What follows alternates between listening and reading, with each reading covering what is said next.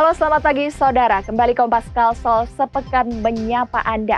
Selain 3 sorotan utama tadi, kami juga memiliki beragam sajian informasi menarik lainnya yang telah kami rangkum dalam sepekan untuk Anda. Bersama saya Priscilla Nicola, inilah Kompas Kalsel sepekan. Hanya di Kompas TV, independen, terpercaya.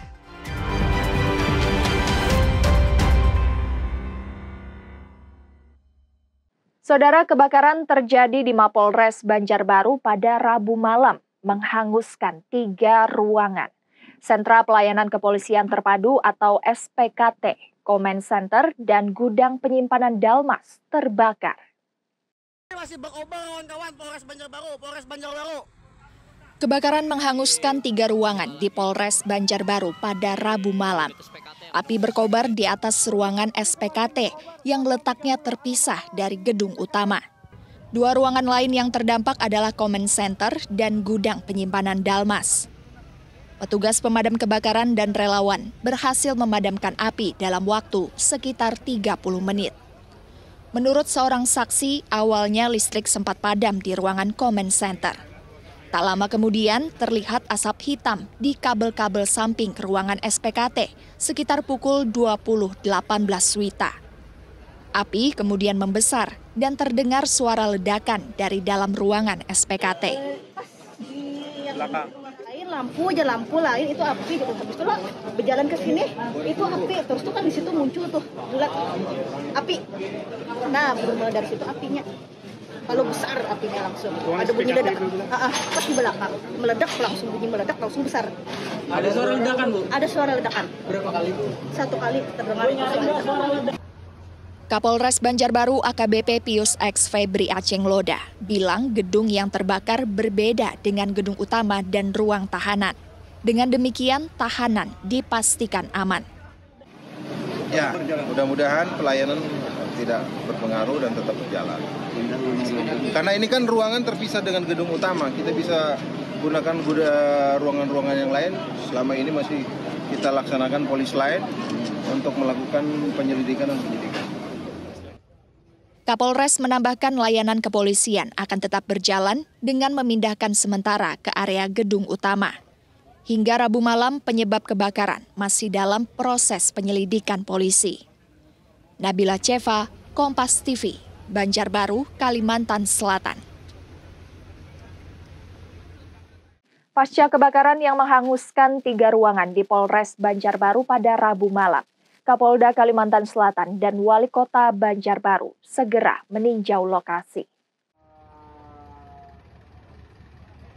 Setelah api berhasil dipadamkan, Kapolda Kalimantan Selatan Irjen Pol Rosyanto Yuda Hermawan bersama Wali Kota Banjarbaru Ernalisa Halabi langsung meninjau kondisi Polres. Pemadam kebakaran Banjarbaru menurunkan 3 unit armada dan dibantu sejumlah relawan untuk memadamkan api.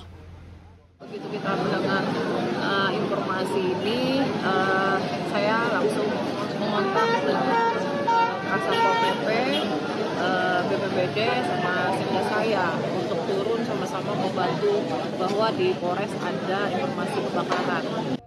Kapolda Kalimantan Selatan mengarahkan agar audit dan investigasi menyeluruh segera dilakukan untuk mengetahui penyebab kebakaran. Namun apabila ada disebabkan yang lain, tentunya kita akan menelusuri, mencari akar masalah dan kita akan coba bersama-sama dengan PLN untuk dapat menyelesaikan dan mencari solusinya sehingga tidak terjadi di polres-polres lain. Jika penyebab kebakaran sudah diketahui, pihaknya akan mencari solusi agar kejadian serupa tidak kembali terjadi di seluruh Polres di wilayah Kalimantan Selatan. Nabila Ceva, Kompas TV, Banjarbaru, Kalimantan Selatan. Setelah kebakaran terjadi di Polres Banjarbaru pada Rabu malam, Kamis pagi tim Inavis gelar reka adegan di tempat kejadian perkara. Saat ini polisi masih menyelidiki penyebab pasti dari kebakaran. Gabungan Inavis, Polda, dan Polres Banjarbaru melakukan olah tempat kejadian perkara di lokasi kebakaran. Kebakaran ini menghanguskan 3 ruangan, termasuk ruang SPKT. Sebelumnya terlihat sejumlah anggota memindahkan barang dari gudang penyimpanan yang masih bisa diselamatkan. Hingga saat ini penyebab pasti kebakaran masih dalam penyelidikan. Sebagian pelayanan kini dipindahkan ke ruang penjagaan.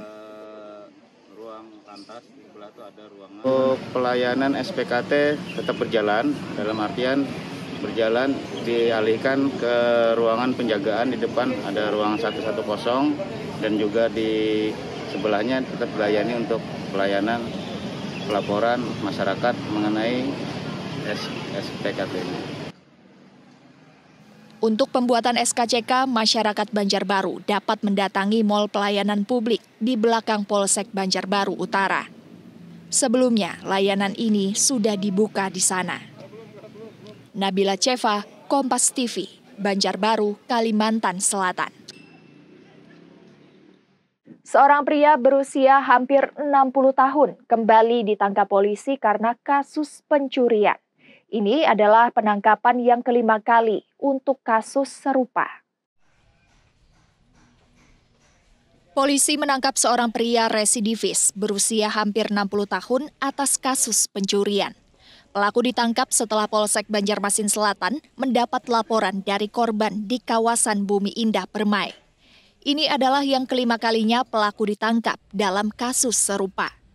Modus operandinya, pelaku akan berkeliling dengan sepeda motor, memantau rumah-rumah yang diduga kosong, lalu beraksi saat memastikan tak ada penghuni di rumah tersebut. Keterangan dari pelaku, memang ada beberapa TKP yang diakuinya, antaranya ada 3 TKP, yaitu di Bensuni, di Komplek Azam, dan Komplek Arjuna. Kini pelaku ditahan di Mapolsek Banjarmasin Selatan untuk pemeriksaan lebih lanjut dan mempertanggungjawabkan perbuatannya. Abrar Effendi, Kompas TV, Banjarmasin, Kalimantan Selatan. Sesaat lagi kami akan hadir, saudara, dengan informasi apel siaga Karhutla. Pastikan personel dan peralatan siap. Selengkapnya akan hadir usai jeda berikut.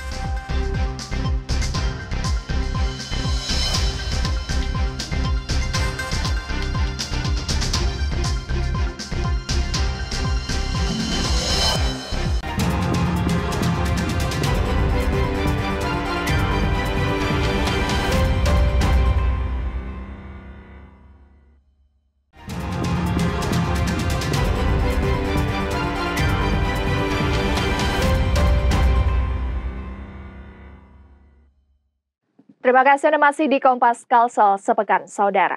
Pemerintah Provinsi Kalimantan Selatan resmi menetapkan status siaga kebakaran hutan dan lahan.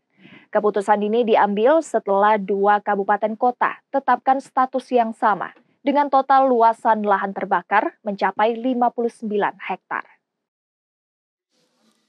Setelah pemerintah Provinsi Kalimantan Selatan menetapkan status siaga Karhutla, laporan segera dikirimkan ke pemerintah pusat. Menindaklanjuti keputusan ini, pemerintah provinsi juga akan menggelar apel siaga Kamis mendatang.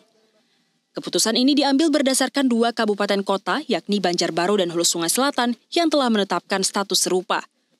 Meski musim kemarau tahun ini masih diselingi hujan, pemerintah provinsi tetap mengambil langkah pencegahan.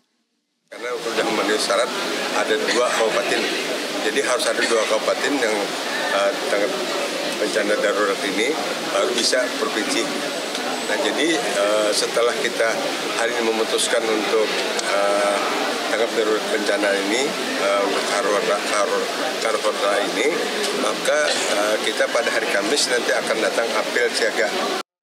Data Januari hingga 26 Juli 2025, 1.900 titik api terdeteksi di Kalimantan Selatan dengan total 59 hektar lahan terbakar. Sekitar 20 hektar diantaranya telah berhasil dipadamkan. Hektar yang tercatat yang memang sudah masuk. Nah, untuk titik api sendiri dari Januari sampai tanggal 26 Juli kemarin itu sekitar 1.900 titik api. Tapi ingatlah Januari sampai 26.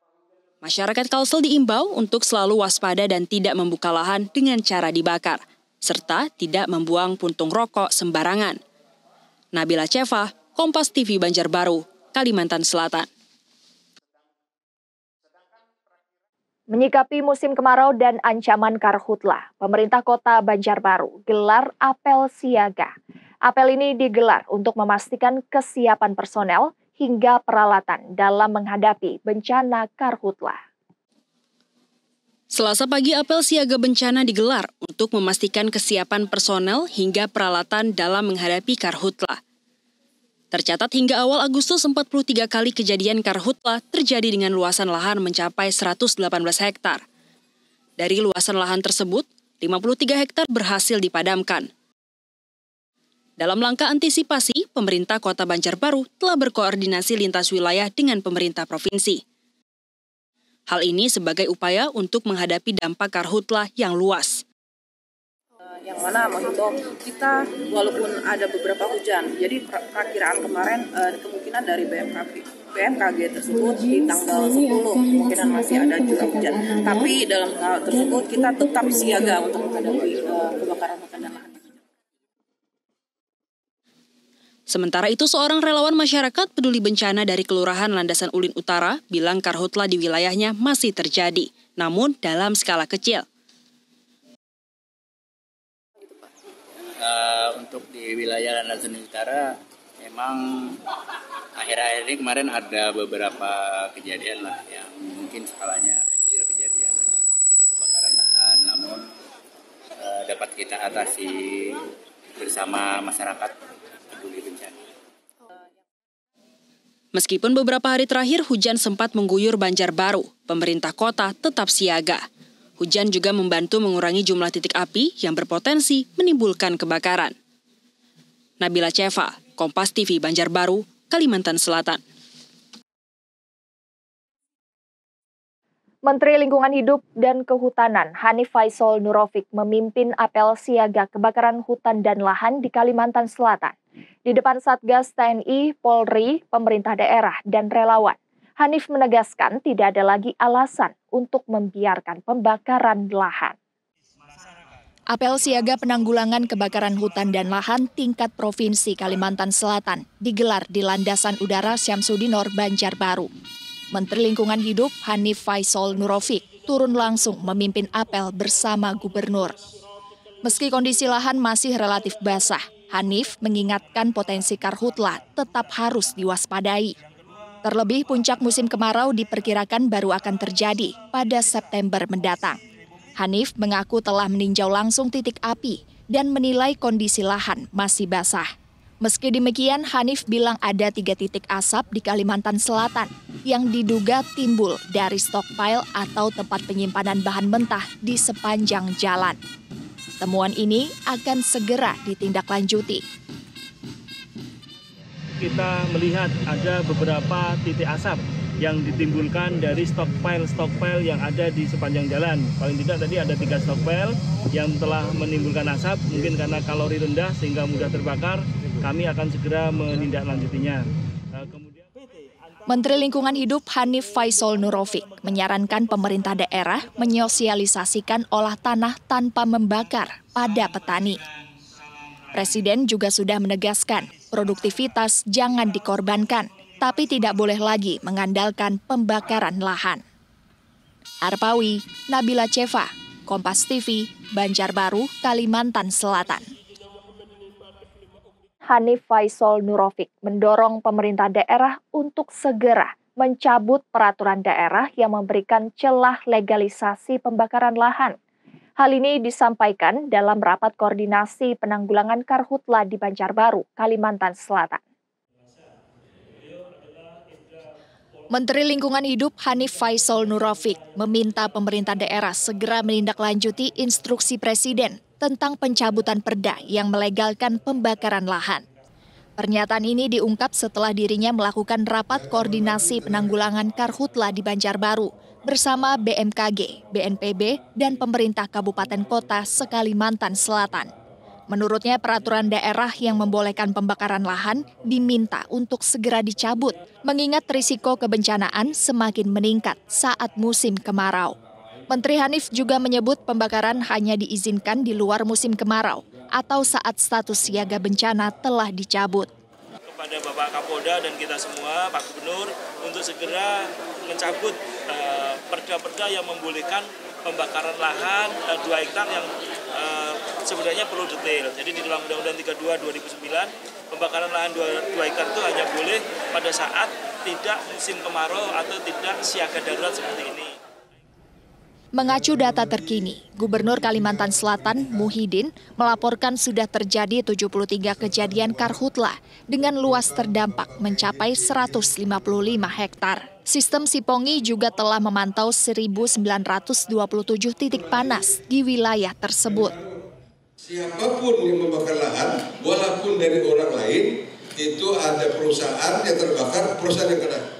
Jadi perusahaan harus ikut aktif untuk menjaga lahan di lahan dia sendiri supaya jangan terbakar. Data ini menjadi peringatan bagi Muhyiddin untuk tidak lengah dalam melakukan mitigasi dan respon cepat terkait karhutlah. Pemerintah juga akan menyiapkan operasi modifikasi cuaca jika diperlukan. Namun pencegahan secara langsung di lapangan tetap dijadikan prioritas utama. Arpawi, Nabila Ceva, Kompas TV, Banjarbaru, Kalimantan Selatan. Selanjutnya akan hadir informasi menarik lainnya, Saudara. Di antaranya dampak penutupan jalan proyek jembatan Sungai Ulin.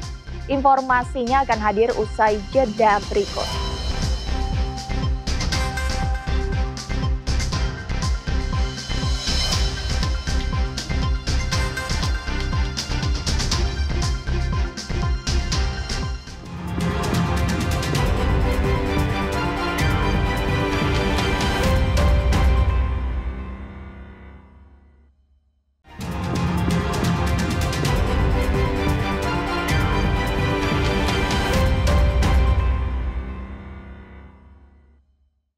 Terima kasih Anda masih bersama kami di Kompas Kalsel Sepekan Saudara.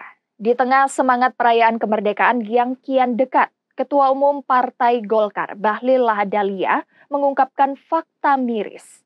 Hampir 80 tahun merdeka, namun ribuan desa dan dusun di Indonesia masih hidup dalam kegelapan. Bahlil tegaskan Indonesia belum merdeka seutuhnya.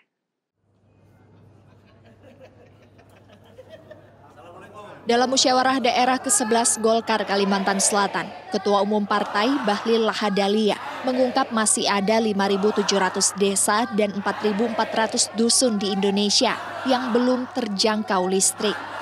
Bahlil yang juga menjabat Menteri ESDM bilang ini adalah tantangan besar bangsa. Bahlil menyorot pentingnya pemerataan akses energi sebagai prioritas. Kita harus konsisten, belum ada listriknya. Masih ada 4.400 dusun yang belum ada listriknya.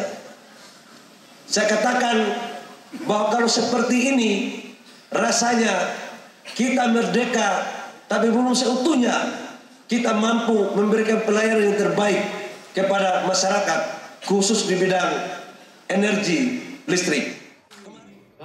Agar setiap anak Indonesia dimanapun berada dapat belajar dan berkembang dengan kondisi setara. Pemerintah pusat telah berkomitmen menyelesaikan masalah listrik di daerah terpencil dalam waktu 5 tahun ke depan. Arpawi, Kompas TV, Banjarmasin, Kalimantan Selatan. Untuk juga menaikkan kursi di provinsi dan juga kabupaten kota. Komisi 3 DPRD Provinsi Kalimantan Selatan terus mendorong perluasan akses listrik bagi rumah tangga miskin. Program ini dinilai sangat krusial agar masyarakat kurang mampu juga dapat meningkatkan kualitas hidup yang lebih baik. Dalam rapat pembahasan program kerja anggaran 2026, Komisi 3 DPRD Provinsi Kalimantan Selatan menyoroti keterbatasan pengadaan instalasi listrik bagi warga berpenghasilan rendah. Dari usulan awal 1.500 unit kWh meter, hanya 550 unit yang disetujui anggarannya. Ketua Komisi 3 Mustakimah bilang, pemerintah daerah harus lebih serius mengupayakan pemerataan listrik. Menurutnya, hal ini merupakan kebutuhan dasar masyarakat yang harus terpenuhi. Kita tadi ada 2 rapat, yang pertama tentang ISDM, yaitu lebih kepada ada beberapa hal, yaitu tentang terkait penambahan anggaran dan juga penambahan kuota listrik. Harapannya sih seperti itu. mintanya kurang lebih 1.000 ya, tetapi yang hanya dipenuhi hanya 500, mintanya 1.500 tapi hanya bisa disetujui hanya 500 tadi dinyatakan. Kemudian untuk dari Bapeda tadi sinkronisasi dengan RPJMD saja. Komisi 3 berharap program penyediaan listrik dapat diperluas pada pembahasan anggaran berikutnya, sehingga semakin banyak keluarga miskin di Kalimantan Selatan dapat segera menikmati aliran listrik. Arpawi, Kompas TV, Banjarmasin, Kalimantan Selatan. Saudara, Dinas Perdagangan dan Perindustrian Banjarmasin menemukan 6 merek beras premium yang diduga tidak sesuai label saat pengawasan rutin pertengahan Juli. Sebagian produk sudah ditarik dari peredaran, namun nama merek-merek beras tersebut belum diungkap ke publik. Dinas Perdagangan dan Perindustrian Banjarmasin melakukan pengawasan pangan pada pertengahan Juli. Hasilnya, 6 merek beras premium diduga oplosan atau tidak sesuai dengan labelnya. Dinas sudah menerima surat klarifikasi dari 3 produsen beras tersebut. Sebagian produk sudah ditarik dari pasar, namun nama-nama merek yang terlibat belum terungkap. Satu memang menarik berasnya dan mengemas ulang kemasannya. Terus yang dua merek juga sudah menyatakan bahwa berasnya memang benar-benar premium berdasarkan dari surat press release dan surat pernyataan mereka ajukan. Sementara itu, pedagang di Pasar Kelayan A Banjarmasin membenarkan adanya penarikan beberapa merek beras oleh produsen. Pasca insiden ini, beberapa pedagang memilih tidak lagi menjual beras premium. Banyak ada mau ambil lagi, beralih ke beras Banjar karena beras Banjar ini kan penurunan loh.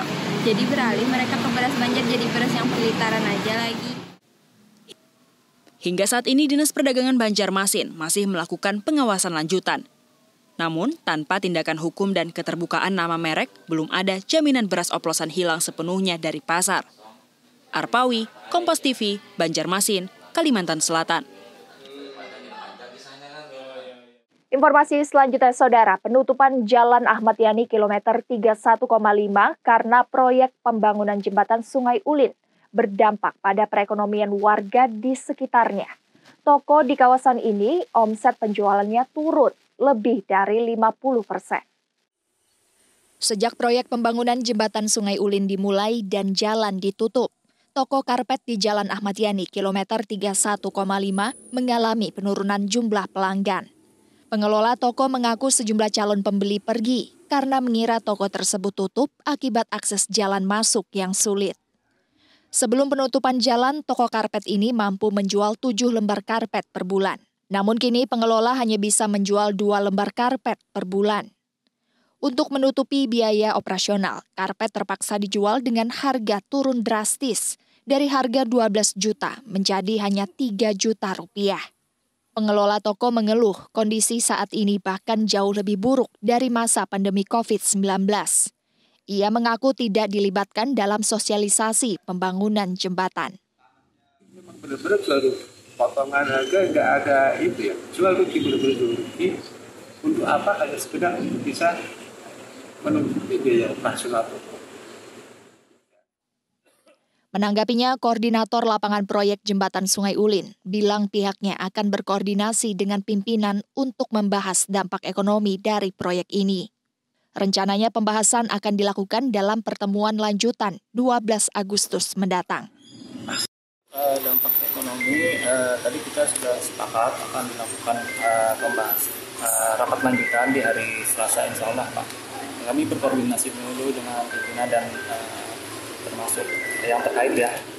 Sementara itu, keluhan lain dari warga seperti permintaan elevasi jembatan diturunkan agar tidak mengganggu akses masuk rumah telah ditindaklanjuti. Elevasi jalan akan diturunkan sekitar 30 cm. Nabila Ceva, Kompas TV, Banjarbaru, Kalimantan Selatan. Saudara, setelah resmi jadi pusat pemerintahan provinsi, pemerintah Kota Banjarbaru siapkan tata kelola transportasi jangka panjang. Hal ini diupayakan untuk membuat jaringan transportasi lebih merata di seluruh kota. Bukan lagi kota transit, Banjarbaru mulai memperkuat tata kelola transportasi jangka panjang. Hal ini dilakukan agar lalu lintas di Banjarbaru lebih terorganisir. Penataan ini sebagai respon atas status baru Banjarbaru sebagai ibu kota provinsi. Diikuti dengan pertumbuhan penduduk yang terus bertambah, Dinas Perhubungan Kota Banjarbaru akan fokus pada penguatan jaringan layanan transportasi. Tak hanya itu, fasilitas bagi pejalan kaki dan pesepeda juga akan diperbaiki untuk meningkatkan pengguna moda transportasi tidak bermotor. Moda transportasi, karena kita ini Banjarbaru sebagai ibu kota, tentunya kita harus tetap memperhatikan untuk transportasi lokal. Nah, tentunya dengan melihat perkembangan yang saat ini, kita butuh sebuah perencanaan mulai tahun 2025 ini sampai dengan 2045 ke depan terkait dengan sistem jaringan jalan, moda transportasi, pengatur pergerakan penduduk, supaya lebih efektif ya. Dengan penataan jangka panjang ini, diharapkan lalu lintas di kota Banjarbaru lebih efektif dan efisien, serta jaringan transportasi lebih merata di seluruh kota. Nabila Ceva, Kompas TV Banjarbaru, Kalimantan Selatan. Informasi selanjutnya, Saudara, tim Wasef pastikan TMMD ke-125 Queen Kacil bermanfaat. Informasi selengkapnya usai jeda berikut.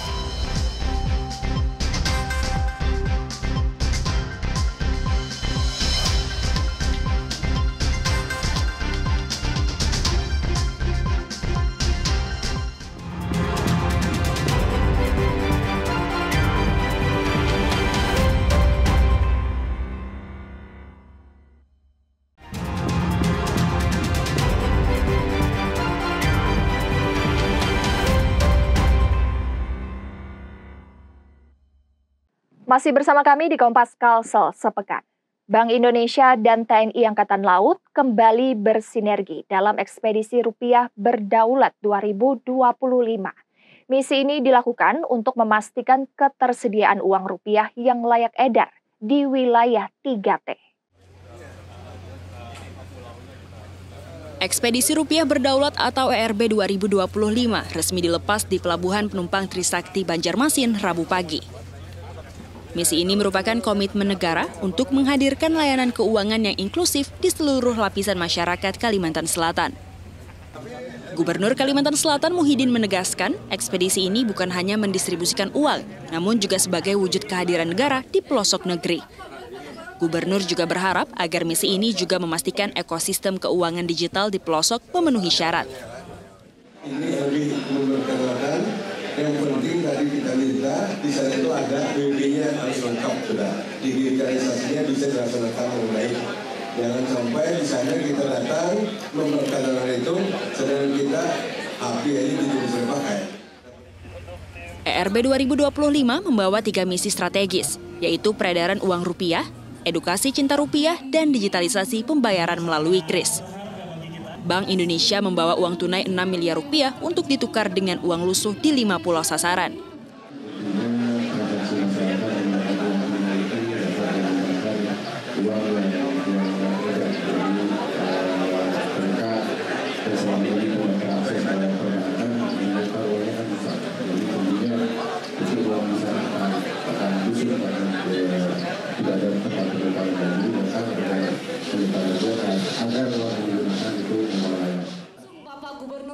Dalam pelaksanaan misi ini, TNI AL menggunakan kapal patroli KRI Hiu 634 untuk menempuh pelayaran sejauh 503 nautical miles. Lanal Banjarmasin nyatakan kolaborasi ini merupakan bagian dari bela negara untuk menjaga kedaulatan rupiah di seluruh wilayah NKRI. KRI Hiu ini juga memang sudah disiapkan untuk tim masalah keamanan dan membantu distribusi dengan menggunakan skoci dan red, dan juga personel-personel yang sudah disiapkan oleh mereka membantu mengamankan selama kegiatan transportasi. Personel yang dilibatkan berapa banyak, Pak? Untuk personel KRI sendiri ada 56 orang. Mereka sudah melaksanakan patroli memang di wilayah. Ekspedisi ini berlangsung 6 hingga 12 Agustus 2025 dengan melibatkan tim lintas kantor perwakilan BI dan personel TNI AL. Syamsul Alam, Kompas TV Banjarmasin, Kalimantan Selatan. Tim pengawasan dan evaluasi Markas Besar TNI meninjau pelaksanaan TMMD ke-125 di Banjarmasin. Program ini diprioritaskan untuk mempercepat pembangunan di daerah terpencil dan meningkatkan kesejahteraan masyarakat.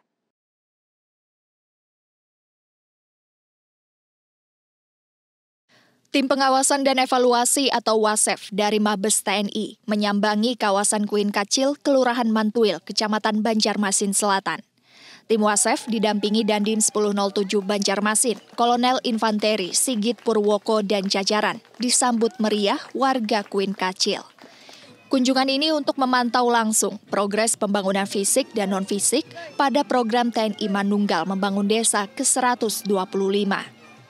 Tim WASEF dipimpin oleh Waaster Panglima TNI, Brigjen TNI Bambang Hadi Suseno. Brigjen TNI Bambang Hadi Suseno menegaskan TMMD merupakan operasi bakti TNI untuk mendukung percepatan pembangunan dan kesejahteraan masyarakat. Brigjen Bambang menjelaskan TMMD memiliki 2 sasaran utama, yaitu pembangunan fisik seperti perbaikan jalan dan irigasi, serta non-fisik seperti penyuluhan kesehatan dan wawasan kebangsaan. Laksanakan pengecekan secara bersama-sama apa yang telah dilaksanakan oleh TNI dalam melaksanakan kegiatan TNI Manunggal Membangun Desa. Tentunya sama-sama kita harapkan hasil yang ada itu sangat bermanfaat nantinya untuk masyarakat. Dan kita mengharapkan masyarakat pun juga harus saling bahu-membahu dengan disertai motivasi oleh jajaran Forkopimda yang ada di sini. Sisi lain, Wakil Wali Kota Banjarmasin Ananda menyambut baik pelaksanaan program ini. Menurutnya, TMMD adalah bukti nyata pembangunan daerah dilaksanakan dengan sinergi berbagai pihak. Ananda juga berharap program non-fisik melalui penyuluhan dapat meningkatkan kualitas sumber daya manusia di wilayah tersebut. Dengan adanya TMMD ini bukti bahwa pembangunan itu tidak hanya bisa dilaksanakan oleh pemerintah daerah, tapi harus bersinergi dengan berbagai macam stakeholder. Sekali lagi terima kasih banyak Pak. Insya Allah yang sudah dibangun ini akan kita kembangkan, kita lanjutkan. Kunjungan ini menyatakan komitmen pemerintah kota dan Mabes TNI untuk memastikan TMMD berjalan sesuai rencana. Syamsul Alam, Kompas TV, Banjarmasin, Kalimantan Selatan. Pemerintah pusat pastikan program makan bergizi gratis atau MBG di Banjarbaru berjalan lancar. Program ini dinilai mampu menambah semangat anak-anak untuk pergi ke sekolah. Deputi Bidang Koordinasi Pertahanan Negara dan Kesatuan Bangsa, Kementerian Koordinator Bidang Politik, Hukum dan Keamanan, Majen TNI Purwito Hadi Wardoyo, memastikan kelancaran program unggulan Presiden Prabowo, yaitu makan bergizi gratis di Banjarbaru. SMP Negeri 6 Banjarbaru dan SD 4 Sungai Ulin menjadi sekolah yang dipantau Rabu siang.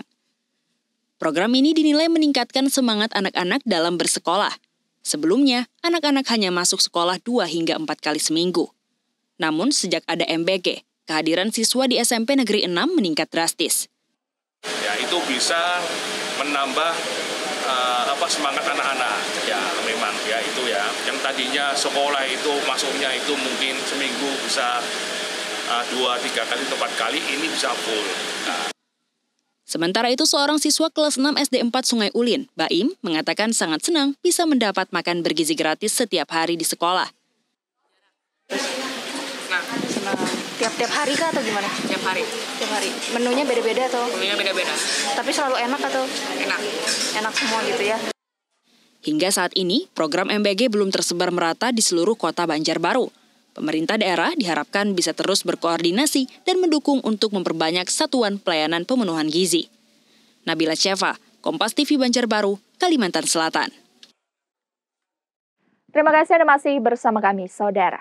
Dalam rangkaian peringatan Hari Kemerdekaan Indonesia ke-80, pemerintah kota Banjarbaru memberikan bantuan kepada masyarakat yang kurang mampu. Ratusan keluarga jadi penerima bantuan. 435 keluarga penerima manfaat menerima bantuan sembako pada Jumat pagi.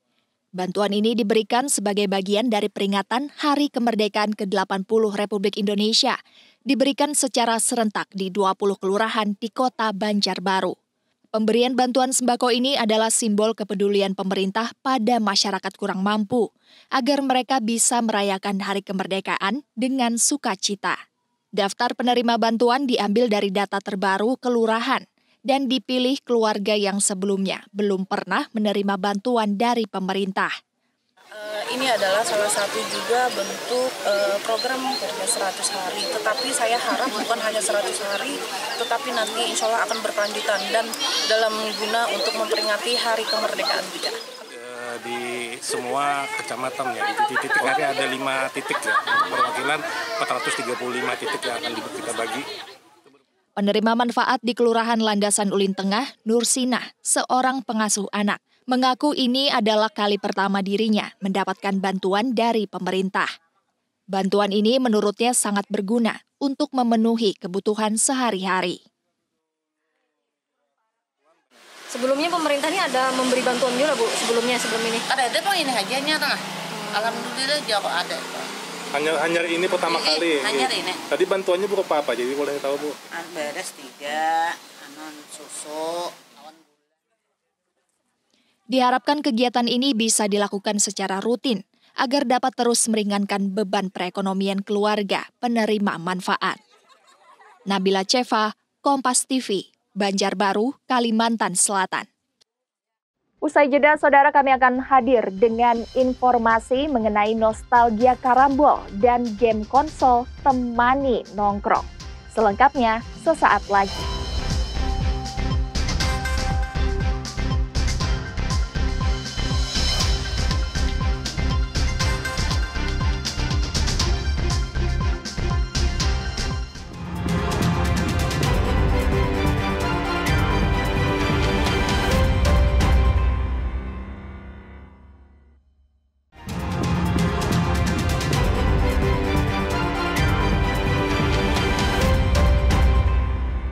Berdiri menjulang di tengah kota Banjarmasin, Gereja Katedral Keluarga Kudus resmi ditetapkan sebagai cagar budaya oleh pemerintah kota.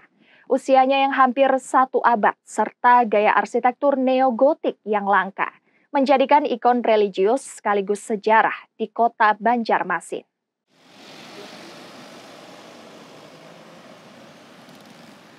Gereja Katedral Keluarga Kudus, ikon sejarah dan spiritual Banjarmasin, kini mendapat status cagar budaya kota. Dibangun tahun 1936 oleh para misionaris Belanda dari kongregasi MSF, menjadi alasan utama bagi Mursalin, anggota tim ahli cagar budaya Banjarmasin, memberikan rekomendasi tersebut. Menurut Mursalin, menara gereja setinggi 17 meter ini adalah satu-satunya gereja di Kalimantan Selatan yang bergaya arsitektur neogotik, saksi perjalanan agama Katolik di wilayah ini. Gaya neogotik yang mewarisi arsitektur Eropa terlihat dari jendela-jendela beralur runcing dan dinding batunya, memperkuat nilai sejarah dan budaya hingga akhirnya ditetapkan dalam SK Wali Kota. Misalnya kayak jendela, kemudian menaranya, pokoknya ketahuan deh dari warnanya, pokoknya banyak sentuhan-sentuhan arsitektur ciri khas New Gothic kalau kita lihat jenis arsitekturnya. Pengakuan sebagai cagar budaya ini langkah penting dalam menjaga warisan budaya dan religi yang telah ada puluhan tahun lalu. Keputusan ini juga dianggap sebagai bentuk pengakuan atas keberadaan gereja Katolik dalam sejarah kota Banjarmasin. Sangat berterima kasih kepada pemerintah kota yang telah menetapkan gereja Katedral Banjarmasin ini sebagai salah satu situs yang menjadi cagar budaya di kota Banjarmasin ini. Ya, karena mengapa? Ya, dengan demikian kan jejak sejarah keberadaan gereja Katolik di Kalimantan, terlebih di Kalimantan Selatan ini, itu ada pengakuan yang resmi dari pemerintah kota. Dengan status cagar budaya, pengelolaan gereja tidak bisa dilakukan sembarangan. Semua bentuk perubahan atau perawatan harus melibatkan koordinasi dengan pemerintah kota Banjarmasin. Arpawi, Kompas TV, Banjarmasin, Kalimantan Selatan. Kampung tematik ini jadi potensi wisata andalan di ibu kota provinsi Kalimantan Selatan. Di antaranya adalah Kampung Pejabat atau Kampung Penjual Jamu dan Obat Tradisional di Loktabat, yang juga merupakan situs geopark Meratus. Berlokasi di Jalan R.O. Ulin, RT 6, Kelurahan Loktabat, Kota Banjarbaru, Kampung Pejabat kini menjadi rumah bagi 22 orang pengolah dan penjual jamu. Kampung ini sudah berdiri sejak tahun 1979 dan resmi menjadi ikon wisata Kota Banjarbaru sejak tahun 2017. Upaya masyarakat untuk mempertahankan warisan resep jamu dan obat tradisional ini berhasil menarik minat wisatawan lokal hingga mancanegara untuk datang dan mencicipi jamu. Tarmuji, Ketua RT sekaligus pengolah jamu di Kampung Pejabat, mengatakan puluhan liter jamu bisa diproduksi setiap harinya. Menghabiskan puluhan kilogram rempah-rempah sebagai bahan baku. Sebagian bahan ditanam sendiri, sisanya dibeli di pasar lokal. Jamu yang paling diminati adalah kunyit asam sirih, beras kencur, kunci sirih pinang, dan temulawak. Iya, tetap masih sampai sekarang tetap semua yang kelompok yang 22 itu tetap mengolah dan penjual. Saya kembali lagi ya, karena ini mengolah khusus penjual, jadi ada mengolah penjual. Seorang pengunjung asal Banjarbaru bernama Fitri mengaku rutin mengonsumsi jamu. Ini adalah kali pertama ia mengunjungi Kampung Pejabat. Fitri sangat terkesan dengan rasa jamunya yang enak dan harganya yang murah. Enak aja. Ya. Emang biasa minum jamu atau gimana? Iya, biasa minum jamu, sering juga minum. Buat apa tuh? Biar bugar kah? Iya, buat bugar, biar enak aja gitu loh badannya. Harga jamu di kampung ini terbilang sangat terjangkau. Satu gelasnya hanya Rp4.000. Sementara jamu botol ukuran 600 ml dijual seharga Rp10.000. Tak hanya jamu, Kampung Pejabat juga menawarkan suasana kampung yang asri dan nyaman, menjadikannya destinasi favorit yang telah didatangi banyak wisatawan mancanegara. Nabila Ceva, Kompas TV, Banjarbaru, Kalimantan Selatan. Di tengah gaya hidup kafe modern yang semakin menjamur, sejumlah kedai kopi sederhana di Jalan Veteran Banjarmasin hadirkan konsep unik, menawarkan nostalgia lewat karambol dan game konsol. Kedai ini jadi tempat nongkrong favorit yang jauh dari kesan glamor.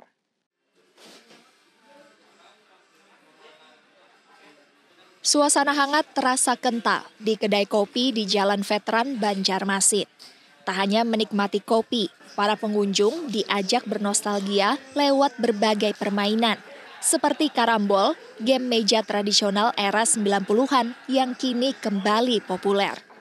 Dengan cara bermain yang sederhana, para pengunjung dibuat fokus untuk menembak keping ke lubang sasaran. Di sini, karambol bukan sekadar game, tapi juga ruang untuk menghidupkan kembali kenangan masa kecil. Kalau ngopi di lain itu kita cuma bisa ngobrol, tapi kalau kita ngopi di sini itu beda dari yang lain karena ada permainannya juga. Ada dari PS, terus permainan masa kecil yaitu karambol, terus menunya yang banyak dan harganya terjangkau, sangat-sangat masuk di kantong mahasiswa gitu. Dan juga tutupnya itu santai banget sampai jam 1 malam, jadi kita bisa sambil santai di sini gitu. Tak cukup dengan karambol, kedai ini juga sediakan PlayStation Portable. Game ini menjadi daya tarik utama kaum pria yang tak lepas dari game pertandingan sepak bola. Semua tersaji saat pengunjung menunggu pesanan atau sebagai pengisi waktu luang bersama teman. Soal harga, kedai ini ramah kantong. Menu kopi dan makanan ditawarkan mulai Rp10.000 hingga Rp18.000. Sangat pas untuk pelajar maupun mahasiswa. Hal inilah yang menjadikannya tempat nongkrong favorit kaum muda Banjarmasin. Untuk kedai titik kumpul ini, dia adalah tempat untuk mungkin untuk yang punya stres kan, dia bisa bermain game, main PlayStation, terus catur, dia ada karambol juga, mainan-mainan bahari kan, mainan dulu. Tak hanya karambol dan PlayStation, kedai ini juga kerap menjadi tempat untuk bermain catur bersama. Bukan sekadar wadah kumpul, tempat ini memberikan alternatif ruang sosial yang juga menciptakan interaksi lebih dalam. Arpawi, Kompas TV, Banjarmasin, Kalimantan Selatan. Saudara, informasi tadi sekaligus mengakhiri perjumpaan kita di Kompas Kalsel sepekan hari ini. Saya Priscilla Nicola beserta kerabat kerja yang bertugas mengucapkan terima kasih atas kebersamaan Anda. Selamat berkumpul dengan keluarga, tetap jaga kesehatan, dan sampai jumpa.